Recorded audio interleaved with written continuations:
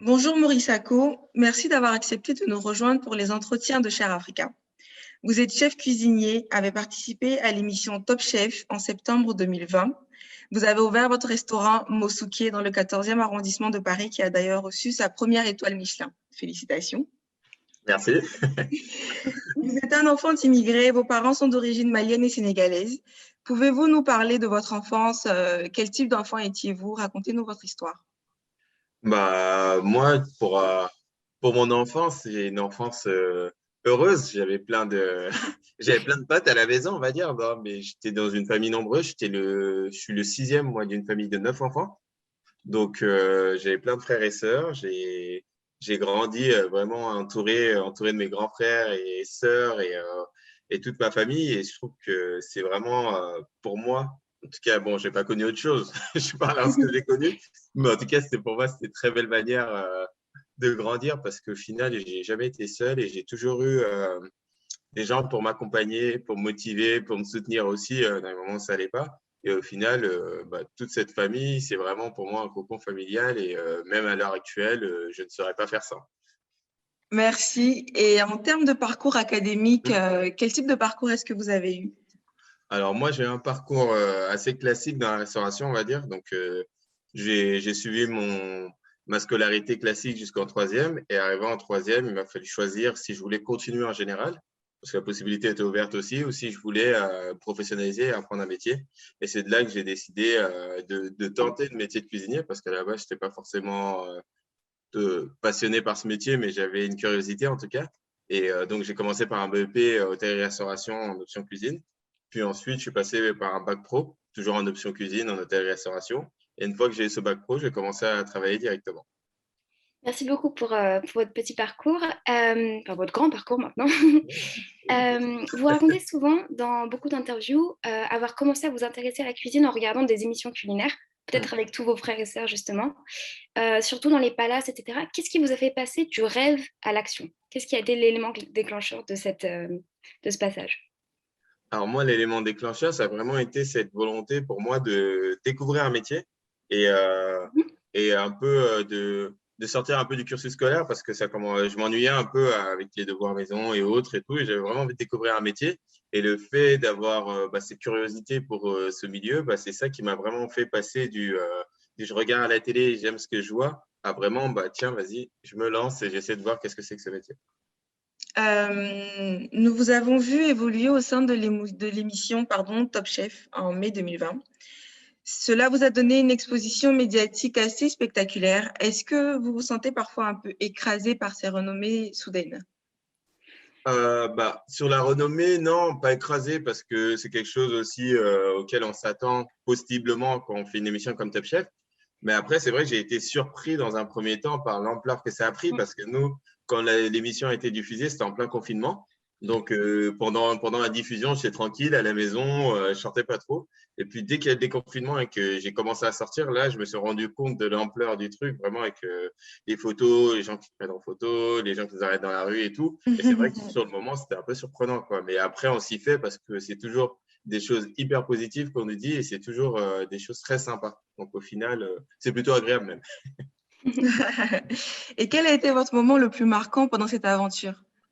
Le moment le plus marquant pour moi pendant l'aventure, euh, il y a eu plusieurs moments, mais je pense que aussi le moment où on a fait la boîte noire, cuisiner avec mes compagnons à dire de brigade et en même temps cuisiner avec le chef Etchebest et chef Paul Pérez, c'était vraiment super de les voir cuisiner, quoi. C'est-à-dire que non seulement on est dans une épreuve, on découvre des gens et des personnalités, mais aussi avoir l'occasion de cuisiner à côté de Paul Pérez, c'était juste génial pour moi, quoi. Oui, on vous en dit beaucoup. Récemment, donc, vous avez créé votre propre restaurant, Mosuke, et vous avez donné l'origine du nom, donc Mo pour votre prénom, Mori, et Suke en référence à Yasuke, le premier et seul, je crois, samouraï noir au Japon. D'où vient cet intérêt, cette passion pour l'Asie et particulièrement pour le Japon? Moi, ma passion pour le Japon, elle me vient comme, comme beaucoup de ma génération d'ailleurs, elle me vient du manga. Parce que, petit, j'adorais les mangas. Je regardais, comme on faisait beaucoup de bruit à la maison et tout, ma mère avait tendance à me mettre devant la télé et me dire regarder. Et, et moi, j'adorais regarder Club Dorothée qui diffusait beaucoup de mangas. Et donc, très tôt, en fait, j'ai commencé à regarder des mangas. Et en grandissant, cette passion pour le manga s'est transformée en passion pour le Japon et sa culture au sens large.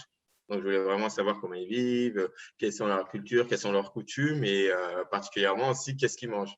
Et c'est comme ça que j'en suis venu à la gastronomie japonaise et depuis, ça m'a jamais quitté au final. Et donc, le samouraï Yasuke, comment l'avez-vous rencontré? Moi, Yasuke, je suis tombé dessus un peu par hasard en fait. J'étais vraiment dans le moment où j'étais dans le développement de l'idée de mon restaurant. Et je savais, moi, je voulais pour créer mon restaurant d'abord partir de ma cuisine et ensuite raconter une histoire autour de cette cuisine. Et je savais déjà que je voulais faire une cuisine qui était entre justement mes racines africaines, ma passion pour le Japon et la technique française et chercher un peu les ponts qu'on peut trouver entre justement le continent africain et le Japon. Et c'est comme ça que je suis tombé sur l'histoire de Yasuke. Donc, dès que je suis tombé dessus, j'ai eu comme un flash. Je me suis dit, ah, mais c'est génial, c'est vraiment un peu une personnification de ce que je veux. Et c'est après, venu de là, j'ai commencé à lire des livres sur Yasuke et vraiment me renseigner. Et puis tout ce que je trouvais me plaisait énormément. Ah, c'est génial. En parlant justement de votre univers culinaire, vous alliez différentes inspirations, comme vous l'avez dit, françaises, japonaises et africaines. Vous avez un univers assez particulier, bien à vous. Est-ce que vous avez cherché à donner quelque sorte de lettre de cachet à la culture africaine qui est moins répandue dans la haute gastronomie?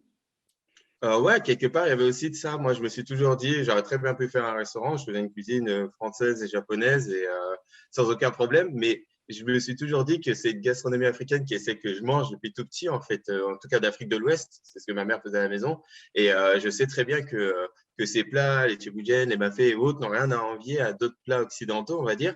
Et que le goût est bon, mais c'est juste sur la manière dont on l'apporte, la technique qu'on y met c'est ça qui faisait l'écart avec cette haute gastronomie. Et c'est vrai que quelque part, j'avais aussi cette envie de me dire, tiens, ces plats sont bons, le goût est bon et juste, mais il faut juste lui apporter ce petit quelque chose de technique et d'histoire pour le faire passer dans la sphère gastronomique.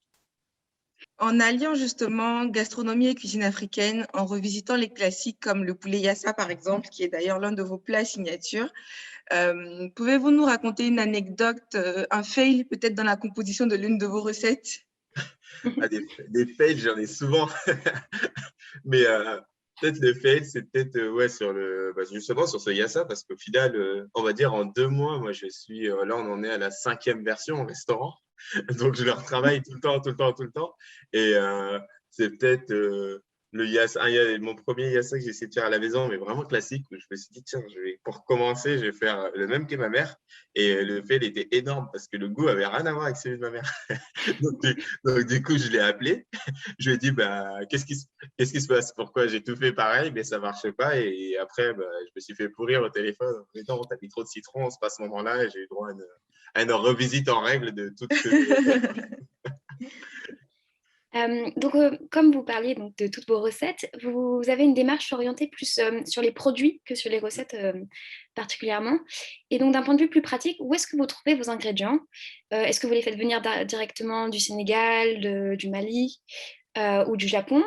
Ou est-ce que vous avez des liens avec des producteurs locaux en France? Comment vous organisez-vous? Alors moi, sur les produits, on a une logique, c'est que déjà, tout ce qu'on peut trouver en produits bruts en France, on ne l'importe pas, on le prend en France. Donc, on a un réseau, par exemple, de producteurs. Par exemple, sur les agrumes japonaises, on a un producteur d'agrumes japonais. Sur les piments, on évite d'importer des piments antillais ou végétariens. On a un producteur de piments qui est en France. Et les cacahuètes, pareil, on prend la cacahuète de Souston et on vient vraiment travailler sur des producteurs. Mais après, il y a certains produits comme la plantain ou la patate douce qu'on ne trouve pas en France. Sinon, c'est qu'il y aura un gros problème avec le réchauffement. Et là, dans ce cas-là, je travaille en direct avec une importatrice de produits, par exemple ivoiriens, qui, elles, en fait, font des frettes en avion directement d'Afrique jusqu'en France, enfin des Côtes d'Ivoire jusqu'en France. Et elle fait ça une fois par semaine. Donc, on travaille quasiment du produit frais sur les légumes et autres en travaillant une semaine à l'avance. C'est tout. Et c'était vraiment compliqué, j'avoue, de trouver ces producteurs et ces gens qui travaillent de cette manière. Mais petit à petit, justement, c'est un travail à faire. Et puis, naturellement, il y a plein de gens issus aussi de la diaspora qui font du commerce et qui lancent des épiceries fines, qui lancent des boutiques aussi, qui font du produit frais, qui viennent me voir et qui me proposent leurs produits et ainsi de suite. Et là, depuis, je suis en train de constituer petit à petit un réseau assez solide de producteurs de qualité de produits africains. Bah, c'est fantastique. Et est-ce que avec d'autres restaurateurs d'origine africaine, vous partagez donc par exemple ces producteurs en particulier donc le Fred dont vous parliez qui vient pardon, de Côte d'Ivoire, pas du tout d'Afrique du Sud. Est-ce que vous avez un réseau aussi de restaurateurs africains et d'origine africaine? Non, j'ai pas ce réseau, mais je pense que ça pourrait être une bonne idée. Je, je sais que non, mais je sais qu'il y a les frères Jikin de Paris BMK justement avec Abdou et tout qui font un gros travail là-dessus et qui font un gros travail sur le sourcing et sur vraiment de la terre jusqu'à l'envoi qui chapeaute tout. Et justement, je les ai rencontrés, je trouve ça énorme ce qu'ils font et je trouve que ce travail, bah ouais, si on s'y mettait à plusieurs, on pourrait faire quelque chose de beaucoup plus fat et beaucoup plus huge. Donc non, c'est une bonne idée. Mais pour l'instant, j'avoue que j'avais pas encore commencé à bosser là-dessus. Donc c'est un projet à développer. Ouais, c'est vraiment un projet à développer parce que le plus dur, c'est vraiment le sourcing, en fait, la traçabilité du produit, la qualité du produit, sa livraison et son arrivée jusqu'en France. Et je pense que si on s'y met à plusieurs, bah, s'il y a un plus gros volume, ça fait travailler plus de monde et ça mettrait vraiment en place une vraie chaîne d'approvisionnement. Merci beaucoup. On assiste aujourd'hui à un manque de diversité dans le secteur de la gastronomie en France. Selon vous, quelles seraient les causes de ce manque de diversité de représentation-là et quels conseils est-ce que vous pourriez donner à des jeunes qui hésitent à se lancer? Alors, bah, moi, je pense que dans la gastronomie, il y a un manque de diversité, mais c'est aussi d'un point de vue systémique, on va dire, au final, parce que au- donc, tous les cuisiniers qu'on voit actuellement comme chefs ou grands chefs sont des gens qui ont été formés à cette gastronomie, qui ont été formés à la haute gastronomie et qui ont eu le temps d'apprendre et de se développer. Et actuellement, bah, nous, on est, en tout cas la mienne, on est peut-être la première génération de jeunes qui sont nés sur le territoire et qui ont les mêmes chances à ex aequo, on va dire, qu'un Français né en France. Et donc, notre génération arrive petit à petit, en fait. Et je pense que pour moi, ce n'est pas un manque de représentativité, c'est plus une question de temps et une question générationnelle. Et que moi, je suis peut-être le premier arrivé, mais qu'il y en a 20, 30 ou 40 autres qui ont la même qualité que moi, le même potentiel que moi, qui vont arriver dans les 10 années à venir. Et en fait, ce modèle va se renouveler naturellement, mais c'est juste quelque chose de cyclique. Nos parents, eux, n'avaient pas l'ambition de devenir grand chef, donc aucun s'est lancé sur ce milieu, mais il y en a d'autres comme moi, j'en ai croisé plein dans les palaces et autres, noirs comme moi, qui étaient aussi bons que moi et qui faisaient le boulot, quoi. Donc, moi, je dis, c'est juste une question de temps, il faut attendre encore une dizaine ou une quinzaine d'années. Par contre, si je suis toujours seul dans 15 ans, là, il faudra s'alerter, quoi. Est-ce que par exemple dans votre restaurant vous avez des apprentis, des jeunes chefs, des personnes qui travaillent à vos côtés que vous formez aussi et qui sont issus de cette diversité enfin, est-ce Bah, que vous en avez? Bah alors, là, pour l'instant, j'ai plutôt des stagiaires avec ce profil. Dans mon Mhm. équipe, j'ai monté assez vite l'équipe, donc j'ai monté au plus vite avec des gens avec qui j'ai travaillé, mais c'est vrai que c'est quelque chose auquel je réfléchis parce que je vois aussi ce que mon ancien chef faisait en intégrant Thierry Marx, en intégrant des jeunes Mhm. issus de diverses cultures et moins jeunes aussi d'ailleurs. Et je trouvais ça formidable. Après, je pense qu'il faut une structure solide d'abord pour pouvoir ensuite intégrer et vraiment leur donner tout le temps qu'ils méritent. Et que là, pour l'instant, notre entreprise qui existe depuis 2 mois, elle est encore un peu tendre pour encadrer justement et pour pouvoir apporter tous les outils et ne pas les laisser livrer à eux-mêmes une fois arrivés dans la cuisine. Alors je rebondis juste sur ce que vous avez dit. Donc vous avez travaillé aux côtés de Thierry Marx. C'est super impressionnant. Est-ce que vous pourriez nous parler un petit peu de cette expérience parce que c'est assez unique quand même d'avoir la chance de parler à quelqu'un qui a côtoyé Thierry Marx. Bah, non, non, moi je trouvais que ça s'est fait en deux parties parce que premièrement, au tout début, quand je suis arrivé, je faisais partie de sa brigade, donc c'est vraiment apprendre sa cuisine et autres. Et une fois que je suis passé sous-chef, c'est là où j'ai vraiment découvert l'autre face, on va dire, de Thierry Marx. C'est la partie vraiment managériale et engagement et toutes les notions au final, qui m'a inculqué. Et ces trois notions, on va dire vraiment de base pour lui, qui sont le savoir-faire, donc la compétence pure. Donc, je suis sous-chef, j'ai la compétence pour être sous-chef et je sais faire ce métier. Le Mhm. savoir, le savoir-être. Donc, je suis sous-chef, je me comporte comme un sous-chef J'incarne vraiment ça et avec les valeurs qui sont les miennes. Et ensuite, le plus dur peut-être, et celui que je suis encore en train d'apprendre, le savoir-faire faire. Donc, savoir-être, savoir-faire, mais transmettre tout ça pour que les équipes et les gens qui travaillent avec nous se développent et puissent eux aussi monter dans l'échelle sociale et aussi dans l'échelle de l'entreprise, tout simplement. C'est des notions qui sont assez, qui me parlaient tout de suite et c'est des notions que j'ai fait miennes aussi parce que je trouve que c'est une manière hyper simple d'expliquer le management à quelqu'un et c'est des bases qui sont accessibles à tout le monde au final. Et c'est quelque chose qui a fonctionné avec vous, donc effectivement. Oui. Lors de l'annonce du couvre-feu, Mosuke était ouvert depuis à peine 2 mois. Comment avez-vous fait face personnellement à cette fermeture assez brutale? Moi, j'avoue que dans un premier temps, j'ai un peu, j'ai eu un peu souffle coupé en mode déjà parce que je m'y attendais, mais je disais Oui. plutôt janvier ou février, mais quand c'est arrivé dès novembre, je suis ah oui, d'accord, ok, c'est vraiment tout de suite quoi. Donc ça m'a surpris, mais après on a tout de suite rebondi parce on avait déjà prévu une solution B, mais justement comme je disais, je voyais plutôt arriver pour janvier, février et pas dès novembre. Et donc on a tout de suite rebondi. Et nous on n'a pas fermé le restaurant un seul jour. Le lendemain on était déjà prêt à faire donc du coup ce qui s'appelle Musugo pour Mosuke mais to go. Et tout de suite on a changé l'offre et on est passé sur quelque chose de plus accessible, de plus simple, de plus facile et calibré vraiment pour être emporté. Vous avez su donc vous adapter en fait aux différentes mesures.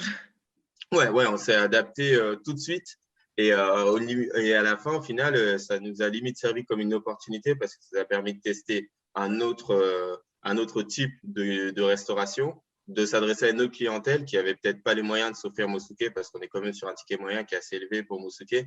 Et ces gens-là me disaient, justement, je voulais goûter votre cuisine, mais c'était quand même cher. Donc, moi, ça m'a fait plaisir de pouvoir proposer ma cuisine à des gens un peu plus modestes. Et au final, ouais, c'est peut-être pratiquement une opportunité qu'on a pu réagir assez rapidement. Et donc, qu'est-ce que vous envisagez pour la réouverture?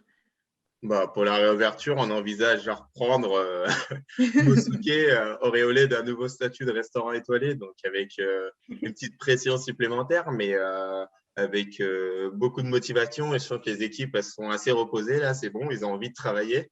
Et c'est la même chose pour moi.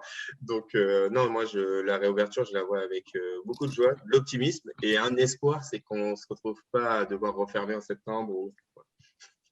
On va croiser les doigts.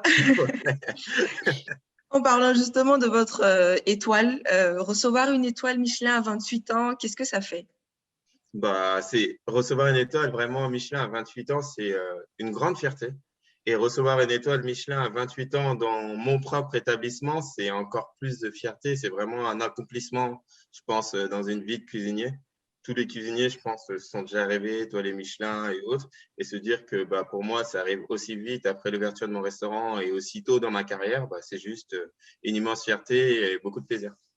Juste par rapport à votre étoile aussi, vous disiez que vous cuisiniez avec votre maman quand vous étiez plus jeune, etc. Quelle a été sa réaction à elle quand vous avez été récompensé de cette étoile? Sa réaction, elle a été en 2 temps parce que déjà, dans un premier temps, elle ne savait pas forcément ce que ça représentait réellement cette étoile. Donc, j'ai dû lui expliquer. Et une fois que je lui ai expliqué, qu'elle a compris de l'importance du truc et qu'elle s'est dit, qu'elle a vraiment compris quand elle a vu toute la presse qui a été faite autour, toutes les télés qui se sont faites derrière et autres, là, j'ai senti que c'était vraiment une grande joie et une grande fierté de ma mère, mais aussi de toute la famille, au final.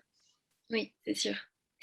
Donc, on vous a surtout découvert, comme on l'a dit tout à l'heure, sur Top Chef, donc en mai 2020, l'année dernière. Et depuis février 2021, vous animez l'émission Cuisine ouverte sur France 3. Est-ce que vous pourriez nous parler un petit peu du concept de cette émission et de ce qui vous a motivé à vous lancer dans cette nouvelle aventure? Ouais, moi, cette nouvelle émission, déjà, je m'y suis lancé, moi, parce que la proposition arrive au bon moment. Parce que au début, j'avais des propositions de télé, mais je ne pouvais pas accepter parce que avec le restaurant, ce n'était pas possible. Donc, ils sont arrivés au moment du confinement, du reconfinement plutôt. Donc, à un moment, j'avais un peu plus de temps. Je me suis dit, pourquoi pas tenter.